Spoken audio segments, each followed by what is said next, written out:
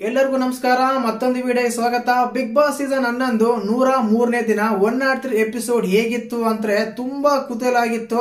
Task ಅಂತೂ highlight ಆಗಿತ್ತು ಗುರು. ಆ ಟಾಸ್ಕ್, ಆ ನೀರಿನ ಟಾಸ್ಕ್ ಅಂತ ನಾನು ನೋಡೇ ಇರಲಿಲ್ಲ ಯಾವ ಸೀಸನ್ ಅಲ್ಲೂ. ಆ ರೀತಿ ಟಾಸ್ಕ್ ಇತ್ತು, ಹೈಲೈಟ್ ಆಗಿತ್ತು. ಅದ್ರಲ್ಲೂ ನಮ್ಮ ಬೊವೇಗೌಡರು, ನಮ್ಮ ಮೋಕ್ಷಿತ್ ಅವರು ಟಾಸ್ಕ್ ಗೆದ್ದು ನೋಡಿ ತುಂಬಾ ಖುಷಿ ಆಯ್ತು. ಅದ್ರಲ್ಲೂ ನಮ್ಮ grey area king, strategy king ಅಂತ ಏನಂತ ಕರಿತೀವಿ ಮಂಜಣ್ಣನ, ಅವ್ರಿದ್ದ ಗೆಲ್ತ ನೋಡಿ ತುಂಬಾ ಖುಷಿ ಆಯ್ತು. ಈ ಎಪಿಸೋಡ್ ಅಲ್ಲಿ ಆಗಿದ್ದೇನಂದ್ರೆ ಹೈಲೈಟ್ಗಳೇನಂದ್ರೆ ಇಬ್ರು ಬಗ್ಗೆ ಮಾತಾಡಲೇಬೇಕು. ಮಂಜಣ್ಣ, ಗೌತಮಿ, ನಮ್ಮ ಹನುಮಂತು, ಮೋಕ್ಷತ, ಅದಾದ್ಮೇಲೆ ನಮ್ಮ ಇವರು ಭವ್ಯಗೌಡರ ಬಗ್ಗೆ. ಇಷ್ಟು ಜನ ಹಬ್ಬ ಬಗ್ಗೆ ಮಾತಾಡ್ಲೇಬೇಕು. ಆ ರೀತಿ ಇತ್ತು ಎಪಿಸೋಡ್. ಖಂಡಿತವಾಗ್ಲು ಉಸ್ತುವಾರಿ ರಜತ್ ಅಂತೂ ಈಗಲೂ ಸ್ವಲ್ಪ ಉಸ್ತುವಾರಿ ಮಾಡಕ್ ಬರಲ್ಲ ಅಂತ ಅನ್ಸುತ್ತೆ. ಆ ರೀತಿ ಇತ್ತು. ಇನ್ನು ಎಪಿಸೋಡ್ ಶುರುವಾಗದ ಸಾಂಗ್ ಮುಖಾಂತರ ಸ್ಟಾರ್ಟ್ ಆಗುತ್ತೆ ಈ ಎಪಿಸೋಡ್ ಆದ್ಮೇಲೆ ಎಲ್ಲ ಮಾತಾಡ್ಕೊಂತಾರೆ. ಕೆಲವರೆಲ್ಲ ಧನರಾಜ್ ಅವರು ನಮ್ಮ ಇವ್ರ ಹತ್ರ, ರಜತ್ ಅವ್ರ ಹತ್ರ ಮಾತಾಡ್ತಾರೆ. ನೀವೆಲ್ಲಿ ಸ್ವಲ್ಪ ಫೇವರಿಸಮ್ ತೋರಿಸ್ತಾ ಇದ್ರಿ, ಅದಕ್ಕೆ ನಂಗೆ ಅದು ಇಷ್ಟ ಆಗ್ಲಿಲ್ಲ ಅಂತೇಳಿ. ಇನ್ನು ಕೆಲವರೆಲ್ಲ ಇದು ಮಾಡ್ತಾ ಇರ್ತಾರೆ ಹಾಗೆ ಹೀಗೆ ಅಂತೇಳಿ. ಬಟ್ ಮೇನ್ ವಿಷಯಕ್ಕೆ ಬರೋಣ. ಅಲ್ಲಿ ಟಾಸ್ಕ್ ಬರುತ್ತೆ. ಟಾಸ್ಕ್ ಅಂತ ನಿನ್ನೆ ಎಪಿಸೋಡ್ ಟಾಸ್ಕ್ ಗೆದ್ದಿರ್ತಾರಲ್ಲ, ಆ ಟೈಮಲ್ಲಿ ಒಬ್ಬರನ್ನ ಟಾಸ್ಕ್ ಇಂದ ಹೊರಗಿಡ್ಬೇಕು, ಇನ್ನ 3 ಜನ ಟಾಸ್ಕ್ ಆಡ್ಬೇಕಂತ. ಆ ಟೈಮಲ್ಲಿ ನಮ್ಮ ಹನುಮಂತು, ಮೋಕ್ಷತ, ಭವ್ಯಗೌಡ ಟಾಸ್ಕ್ ಆಡ್ತಾರೆ, ಬಾಲ್ ಬ್ಯಾಲೆನ್ಸಿಂಗ್ ಟಾಸ್ಕ್. ಆ ಟಾಸ್ಕ್ ಅಲ್ಲಿ ಅದ್ಭುತವಾದ ಪರ್ಫಾರ್ಮೆನ್ಸ್ ಕೊಡ್ತಾರೆ ನಮ್ಮ ಹನುಮಂತ್ ಅವರು. Super and claim and excellent ಅಂತ ಹೇಳ್ಬೋದು. ಯಾಕಂದ್ರೆ ಭವ್ಯಗೌಡ ಅವರು ತುಂಬಾ ಚೆನ್ನಾಗಿ ಆಡ್ತಾ ಇದ್ರು ಟಾಸ್ಕ್. ಅದರಲ್ಲೂ ಮೋಕ್ಷಿತ್ ಅವರು ಕೂಡ ತುಂಬಾ ಸ್ಯಾಟಿಸ್ಫೈಡ್ ಮಾಡಿದ್ರು, ಚೆನ್ನಾಗಿ ಆಡಿದ್ರು ಟಾಸ್ಕ್. ಬಟ್ ಕೊನೆಗೆ ಗೆದ್ದಿದ್ದು ಅವ್ರು ಒಂದು ಬಾಲು ಉಳಿಸೋಕಾಗಲಿಲ್ಲ. ಹನುಮಂತ್ ಅವರು ಮಾತ್ರ ಕೇವಲ 15 ನಿಮಿಷದಲ್ಲಿ ಆ ಟಾಸ್ಕ್ ಮುಗಿಸ್ಬಿಟ್ರು. ಅಷ್ಟು ಫಾಸ್ಟ್ ಆಗಿ ಟಾಸ್ಕ್ ಆಡಿದ್ರು. ಎಕ್ಸಲೆಂಟ್ ಅಂತ ಹೇಳ್ಬೋದು. ಅಲ್ಲಿ ಸಪೋರ್ಟ್ ಸಿಕ್ತಿದ್ದು ಬೇರೆಯವರಿಗೆಲ್ಲ ಸಿಗ್ತಾ ಇತ್ತು. ಬಟ್ ಹನುಮಂತ್ ಅವರಿಗೆ ನಮ್ಮ ಗೌತಮಿ, ಮಂಜಣ್ಣ ಮಾತ್ರ ಸಪೋರ್ಟ್ ಮಾಡೋ ಹಾಗೆ ಕಾಣ್ತಾ ಇತ್ತು, ಧನರಾಜ್ ಅವರು ಕೂಡ ಇನ್ಕ್ಲೂಡಿಂಗ್. ಆದ ಕಾರಣ ಆಲ್ಮೋಸ್ಟ್ ಅಲ್ಲಿ ಎಲ್ಲರೂ ಮೋಕ್ಷದವರಿಗೆ ಸಪೋರ್ಟ್ ಮಾಡ್ತಾ ಇದ್ರು, ಇನ್ಕ್ಲೂಡಿಂಗ್ ತ್ರಿವಿಕ್ರಮ್ ಆಗ್ಲಿ. ಇನ್ನು ಕೆಲವರು ಅಲ್ಲೇ ಎಪಿಸೋಡ್ ನೋಡಿದಾಗ ಆ ರೀತಿ ಅನಿಸ್ತಾ ಇತ್ತು ಅಷ್ಟೇನೆ. ಬಟ್ ಗೆದ್ದಿದ್ದು ಮಾತ್ರ ನಮ್ಮ ಹನುಮಂತ್ ಅವರು. ತುಂಬಾ ಚೆನ್ನಾಗಿ ಆಡಿದ್ರು, ತುಂಬಾ ಎಕ್ಸಲೆಂಟ್ ಆಗಿ ಆಡಿದ್ರು ಗೇಮು. ಆ ಟಾಸ್ಕ್ ಆದ್ಮೇಲೆ ಬರುತ್ತಲ್ಲ ನೆಕ್ಸ್ಟ್, ಮತ್ತೆ ಈ ಟೀಮಿಂದ ಯಾರನ್ನ ಒಬ್ಬನ ಹೊರಗೆ ಇಡಲೇಬೇಕಲ್ಲ. ಆ ಟೈಮಲ್ಲಿ ಖಂಡಿತವಾಗ್ಲೂ ನಮ್ಮ ಮಂಜಣ್ಣ ಅವ್ರಿಗೆ ಇದೊಂದು ಗೋಲ್ಡನ್ ಆಪರ್ಚುನಿಟಿ ಸಿಕ್ಕಿತ್ತು. ಯಾಕಂದ್ರೆ ಈ ಟೈಮಲ್ಲಾದ್ರೂ ಪ್ರೂವ್ ಮಾಡ್ಕೋಬೇಕಾಯ್ತು. ನಾನು ಮೋಕ್ಷತ ಅಂದ್ರೆ ಈ ಟೈಮಲ್ಲಾದ್ರೂ ಅವರು ಪ್ರೂವ್ ಮಾಡ್ಕೋಬೇಕಾಗಿತ್ತು. ನಾನು ಗೌತಮಿ ಕಡೆಗೆ ಇಲ್ಲ, ನಾನು ಗೌತಮಿನ ಫ್ರೆಂಡ್ ಅಂತ ನಾನು ಅಕ್ಸೆಪ್ಟ್ ಮಾಡಿಲ್ಲ, ಟಾಸ್ಕ್ ಅಂತ ಟಾಸ್ಕ್ ಆಡ್ತೀನಿ, ನಾನು ಇಬ್ರು ಒಂದೇ ಅಲ್ಲ ಅಂತೇಳಿ ಈ ಟೈಮಲ್ಲಿ ಪ್ರೂವ್ ಮಾಡ್ಕೊಳಕ್ ಒಂದು ಅವಕಾಶ ಸಿಕ್ಕಿತ್ತು. ಕಂಪೇರ್ ಟು ಧನರಾಜ್, ತುಂಬಾ ಚೆನ್ನಾಗಿ ಆಡ್ತಾರೆ ಧನರಾಜ್ ಗೌತಮಿ ಕಂಪೇರ್ ಮಾಡ್ಕೊಂಡ್ರೆ. ಆ ಟೈಮಲ್ಲಿ ನೀಟಾಗಿ ಅವ್ರನ್ನ ಹೊರಗಿಡಬೇಕಾಗಿತ್ತು ಗೌತಮಿನ.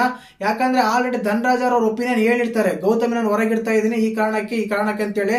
ಆ ಕಾರಣಗಳು ಕೊಟ್ಟಾಗ ಖಂಡಿತವಾಗ್ಲೂ ಧನರಾಜ್ ಅವ್ರ ವ್ಯಾಲಿಡ್ ಪಾಯಿಂಟ್ಸ್ ಇದ್ವು. ಎಂಟರ್ಟೈನ್ಮೆಂಟ್ ಅಂತ ಬಂದಾಗ ಇಲ್ಲ, ಟಾಸ್ಕ್ ಅಂತ ಬಂದಾಗ ಇಲ್ಲ ಅಂತ. ಗೌತಮಿ ಅವ್ರು ಯಾವ 3-4 ವಾರಗಳಿಂದ ತಗೊಂಡ್ಬಂದಿದ್ರು. ಅದನ್ನ ಏನೇನ್ ಹೇಳ್ತಾರೋ ಗೊತ್ತಿಲ್ಲ. But compare to Manjanna okay, Dhanraj selection okay, Gowthami ನಾನು ತಪ್ಪಂತ ಇಲ್ಲ. ಬಟ್ ಇಲ್ಲಿ ಮಂಜಣ್ಣ ತಪ್ಪು ಮಾಡಿದ್ದು. ಮಂಜಣ್ಣ ಏನಂದ್ರೆ ಗೌತಮಿಗೆ ನಮ್ಮ ಧನರಾಜ್ ಕಂಪೇರ್ ಮಾಡಿ ಧನರಾಜೇ ವೇಸ್ಟ್, ಗೌತಮಿಗೆ ಬೆಸ್ಟ್ ಅಂತಾರೆ.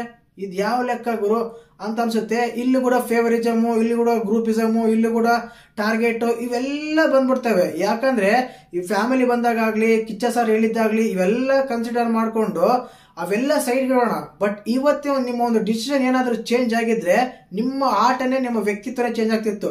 ಗೌತಮಿನ ಹೊರಗೆ ಏನಾದ್ರು ನೀವು ಬಿಟ್ಟಿದ್ರೆ ಖಂಡಿತವಾಗ್ಲೂ ನಿಮಗೆ ಒಂದು ಒಳ್ಳೆ ವ್ಯಕ್ತಿತ್ವ ಕಾಣ್ತಿತ್ತು, ಒಳ್ಳೆ ಹೆಸರಿರ್ತಾ ಇತ್ತು. ಇವರಿಬ್ರು ಒಂದೇ ಅಲ್ಲ, ಆಟ ಅಂತ ಬಂದಾಗ ದೂರ ಇರ್ತಾರೆ, ಮಂಜಣ್ಣ ರೇಟು ಅನ್ನೋ ಬರ್ತಾ ಇತ್ತು, ಬೇರೆ ಲೆವೆಲ್ಗೆ ಹೋಗ್ತಾ ಇದ್ರು ನೀವು. ಅಂತದ್ರಲ್ಲಿ ನಮ್ಗೆ ಬೇಕಾಗಿಲ್ಲ, ನಂಗೆ ಗೌತಮಿನೇ ಬೇಕಂತ ಹೋಗ್ತಾ ಇದ್ರ. ಖಂಡಿತವಾಗ್ಲೂ ನಂಬ್ತಾ ಇಲ್ಲ. ಮಂಜಣ್ಣ ಗೌತಮಿ ಇಬ್ರು ಮಾತಾಡ್ಬೇಕಾದ್ರೆ ಸೌಂಡ್ ಮ್ಯೂಟ್ ಮಾಡ್ತೀನಿ ನಾನು. ಏನ್ ಸವಾಸ ಮರ. ಫ್ಯಾಮಿಲಿ ಎಲ್ಲ ಹೇಳಿದ್ರು, ಕಿಚ್ಚ ಸರ್ ಎಲ್ಲ ಹೇಳಿದ್ರು, ಎಲ್ಲರೂ ಹೇಳಿದ್ರು ನನಗೆ ಯಾರು ಬೇಕಾಗಿಲ್ಲ, ಗೌತಮಿ ಹತ್ರ ಫ್ರೆಂಡ್ಶಿಪ್ ಬೇಕು ಲೆವೆಲ್ಗೆ ಮಂಜಣ್ಣ ಹೇಳ್ತಿದ್ದಾರೆ. ಪಾಪ ಗೌತಮಿ ಅವಾಯ್ಡ್ ಮಾಡ್ತಾರೆ, ಎಷ್ಟು ಅವಾಯ್ಡ್ ಮಾಡಿದ್ರು ಅವ್ರು ಕೇಳಲ್ಲ ಅಂತಾರೆ ಗುರು. ಹೋಗಿ ಮತ್ತೆ ಮಾತಾಡೋದು ಆ ಟಾಸ್ಕ್ ಹೇಳ್ತಾರೆ, ಧನರಾಜನ್ ಹೊರಗಿಡ್ತಾರೆ. ಅದಾದ್ಮೇಲೆ ಗೊತ್ತಾಗುತ್ತೆ ಎಲ್ಲ ಕುರಿನ ಬಕ್ರಾ ಮಾಡ್ತಾ ಇದಾರೆ ಅಂತ ಹೇಳಿ. ಇಲ್ಲಿ ರಜತ್ ಅವರ ತ್ರಿವಿಕ್ರಮ್ ಬಗ್ಗೆ ಮಾತಾಡಬೇಕು. ಬೆನ್ನಿಂದ ಸುಮ್ಮನೆ ಕೆಲವರು ಆ ವ್ಯಕ್ತಿಗಳ ಬಗ್ಗೆ ಇದು ಆಗಿ ಮಾತಾಡ್ತಾರೆ, ತಪ್ಪಾಗಿ ಮಾತಾಡ್ತಾರೆ, ಏನೇನೋ ಮಾತಾಡ್ತಿರ್ತಾರೆ. ಅದು ತ್ರಿವಿಕ್ರಮ್ ವ್ಯಕ್ತಿಗೆ ಸೂಟ್ ಆಗಲ್ಲ. ಅವಾಗ ಯಾವಾಗೋ 3-4 ವಾರಗಳಿಂದ ಆ ರೀತಿ ಮಾತಾಡ್ತಾ ಇದ್ರು. ಈಗ ಮತ್ತೆ ಶುರು ಮಾಡ್ಕೊಂಡಿದ್ದಾರೆ. ಇಲ್ಲಿ ಏನಾಗುತ್ತೆ ಅಂದ್ರೆ ಆ ವ್ಯಕ್ತಿ ಅಲ್ಲಿ ಇರ್ಬೇಕಾದ್ರೆ ಆ ವ್ಯಕ್ತಿ ಬಗ್ಗೆ ಇಲ್ಲಿ ಕೆಟ್ಟದಾಗ ಮಾತಾಡಿದ್ರೆ ಅವ್ರ ವ್ಯಕ್ತಿತ್ವಕ್ಕೂ ಕಪ್ಪು ಚುಕ್ಕೆ ಬಂದಂಗೆ ಬರುತ್ತೆ. ಆದ ಕಾರಣ ಅದನ್ನ ಸ್ವಲ್ಪ ಕಡಿಮೆ ಮಾಡ್ಕೊ. ಬೇರೆ ವಿಷಯಗಳ ಬಗ್ಗೆ ಮಾತಾಡೋ, ಎಂಟರ್ಟೈನ್ಮೆಂಟ್ ಮಾಡೋ ಅದು ಬೇರೆ ಇರುತ್ತೆ. ಆ ವ್ಯಕ್ತಿ ಅಲ್ಲಿ ಇಲ್ಲದೆ ಇದ್ದಾಗ ಆ ವ್ಯಕ್ತಿ ಬಗ್ಗೆ ನೀವು ತಪ್ಪಾಗಿ ಮಾತಾಡೋದು, ಕೆಟ್ಟದಾಗ ಕಮೆಂಟ್ಸ್ ಮಾಡೋದು, ಆ ರೀತಿ ಬಂದಾಗ ಏನಾಗುತ್ತೆ ಅಂದ್ರೆ ನಿಮ್ಮ ವ್ಯಕ್ತಿತ್ವ ಏನಂತ ಕಾಣುತ್ತೆ. ಆದ್ರಿಂದ ಅದು ಎಲ್ಲೋ ನಿಮ್ಗೆ ಆಟಕ್ಕೆ ಕಪ್ಪು ಚುಕ್ ಬರ್ಬೋದು. ರಜತ್ ಅವ್ರು ಬಿಟ್ಬಿಡಿ, ಅದೇ ರೀತಿ ಮಾತಾಡಿದ್ರೆ ಅವ್ರು ಕನ್ಸಿಡರೇ ಮಾಡಲ್ಲ ಯಾರು. ತ್ರಿವಿಕ್ರಮ್ ಅವ್ರು ಆ ರೀತಿ ಸ್ವಲ್ಪ ಕಡಿಮೆ ಮಾಡ್ಬೇಕು ಮಾತಾಡೋದು. ಇನ್ನು ಅದಾದ್ಮೇಲೆ ಬಂದ್ಮೇಲೆ ಖಂಡಿತವಾಗ್ಲೂ ಇನ್ನು ಟಾಸ್ಕ್ ಅಂತ ಬಂದಾಗ ಎಲ್ಲರೂ ಕುರಿ ಬಲಿ ಆಯ್ತು ಅಂತಾರೆ. ಬಟ್ ಅಲ್ಲಿ ಎಲ್ಲರೂ ಖುಷಿ ಕೂಡ ಆಗ್ತಾರೆ. ಯಾಕಂದ್ರೆ ಮುಂಚೆನೆ ಗೊತ್ತಿತ್ತು, ಅಲ್ಲಿ ನೋಡೋರ್ಗೂ ಅಲ್ಲಿರೋ ಕಂಟೆಸ್ಟೆಂಟ್ಗಳಿಗೂ ಗೊತ್ತಿತ್ತು, ಹೊರಗಡೆ ನೋಡೋ ಪ್ರೇಕ್ಷಕರಿಗೂ ಗೊತ್ತಿತ್ತು ಮಂಜಣ್ಣ ಗೌತಮಿ ಅದನ್ನೇ ಮಾಡಿದಾರೆ ಅಂತೇಳಿ. ಆ ರೀತಿ ಆಗುತ್ತೆ. ಹೊರಗಿಡ್ತಾರೆ. ಹೊರಗಿಟ್ಟ ಮೇಲೆ ಇನ್ನು ಕೊನೆ ಟಾಸ್ಕ್ ಅನೌನ್ಸ್ಮೆಂಟ್ ಮಾಡ್ತಾರೆ ಬಿಗ್ ಬಾಸ್ ಅವರು. ನೀರಿನ ಟಾಸ್ಕ್ ಒಂದು ಅದ್ಭುತ ಅಂತಾನೆ ಹೇಳ್ಬೋದು ಖಂಡಿತವಾಗ್ಲು. ಯಾಕಂದ್ರೆ ಇಲ್ಲಿ ಏನಾದ್ರು ಗೌತಮಿ ಮತ್ತು ಮಂಜಣ್ಣ ಕೇಳಿದ್ರೆ ಟಾಸ್ಕ್ ಅವರೇ ವಿನ್ ಆಗ್ತಿದ್ರು. 100% ಅವರೇ ಟಾಸ್ಕ್ ವಿನ್ ಆಗ್ತಿದ್ರು. ಯಾಕಂದ್ರೆ ಮಂಜಣ್ಣ ಫಿಟ್ನೆಸ್ ಇದ್ದ, ನೀರ್ ತಂದು ಆಗ್ತಾ ಇದ್ದ. Compare to Bhavya Manjanna best ಅಂತ ಹೇಳ್ಬೋದು. ಅಲ್ಲ ಟಾಸ್ಕ್ ಆಡಿದ್ರೆ ಗೊತ್ತಾಗ್ತಿತ್ತೇನೋ. ಬಟ್ ಇಲ್ಲಿ ಏನಾಗುತ್ತಂದ್ರೆ ಮಾತಾಡಕ್ಕೆ ಬರಲ್ಲ. ಗೇ ಏರಿಯಾ ಅಂತ ಹುಡುಕಿ ಗೌತಮಿ ಹಾಳು ಮಾಡ್ಬಿಟ್ರು ಅನ್ಸುತ್ತೆ ಗುರು ಖಂಡಿತವಾಗ್ಲು. ಗೌತಮಿ ಅದನ್ನ ಹೇಳ್ತಾರೆ, ನಿಮ್ ಜೊತೆಗೆ ನನ್ನ ಕರ್ಕೊಂಡು ಹೋಗ್ಬಿಟ್ರು ಅಂತೇಳಿ. ಆಕ್ಚುಲಿ ಟಾಸ್ಕ್ ಆಡಿದಾಗ ಅವ್ರು ಆರಾಮಾಗಿ ಗೌತಮಿ ಮಾತು ಏನಾದ್ರು ಕೇಳಿದ್ರೆ ಈ ಟಾಸ್ಕ್ ಮಂಜಣ್ಣ ಆರಾಮಾಗಿ ಗೆಲ್ತಾ ಇದ್ರು. ಆ ನೀರಿನ ಟಾಸ್ಕ್ ಅಂತೂ ಅದ್ಭುತ ಇತ್ತು. ಬಟ್ ಭವ್ಯಗೌಡ ಮಾತ್ರ ಎಕ್ಸಲೆಂಟ್ ಗುರು, ಸೂಪರ್. ಯಾಕಂದ್ರೆ ಆ ನೀರ್ ತಂದಾಕ ಫೋರ್ಸ್ಗೆ ನಮ್ಮ ಗೌತಮಿ ಅವರು ಒಂದ್ಸಲ ಹೋದ್ರೆ ಇವ್ರು 2 ಸಲ ಹೋಗ್ಬರ್ತಿದ್ರು, ಅಷ್ಟು ಫಾಸ್ಟ್ ಆಗಿ ನೀರು ತೆಗ್ತಾ ಇದ್ರು. ಬಟ್ ಮಂಜಣ್ಣ ಒಂದ್ ಸ್ವಲ್ಪ ಆಲ್ರೆಡಿ ಮೇಲೆ ಇತ್ತು, ಆ ಕಂಬಿ ಹತ್ರ ಸ್ವಲ್ಪ ಮೂಗಿ ಮೇಲೆ ಮಾಡಿ ಉಸಿರಾಡಿದ್ರೆ ಆರಾಮಾಗಿ ಇರ್ಬೋದಾಗಿತ್ತು. ಅವ್ರು ನೀರೊಳಗೆ ಏನು ಮುಳುಗಿದ್ರೆ ಏನು ಗೊತ್ತಿಲ್ಲ, ನೀರಲ್ಲಿ ಉಸಿರು ಕಟ್ತೀನಿ ಹಾಗೆ ಹೀಗೆ ಅಂತೇಳಿ ನೀರಲ್ಲಿ ಮುಳುಗಿರ್ತಾರೆ.